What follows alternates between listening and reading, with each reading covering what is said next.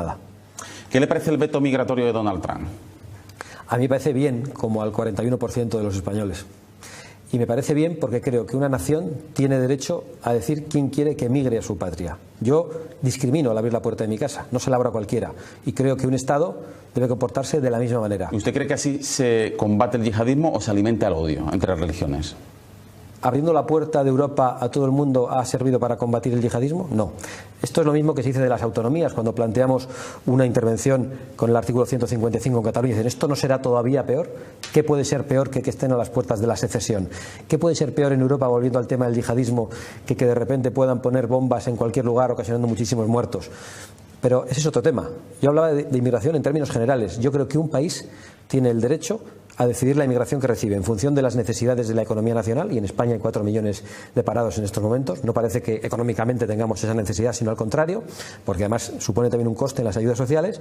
Y por otro lado, un país tiene derecho a aceptar la inmigración que tenga capacidad de adaptación o de asimilación, capacidad y o voluntad, porque hay quienes no la tienen.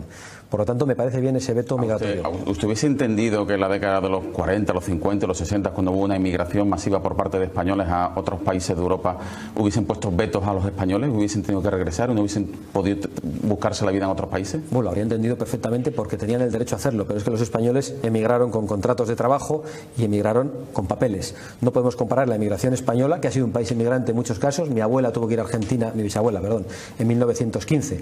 ¿Y cómo emigraban? Con papeles. ¿Cómo se iban esas décadas a Estados Unidos?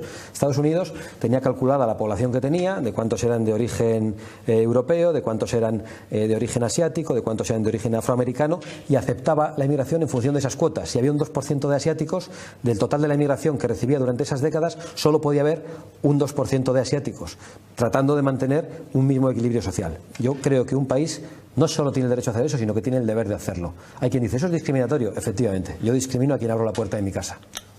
¿Y el muro con México de Donald Trump?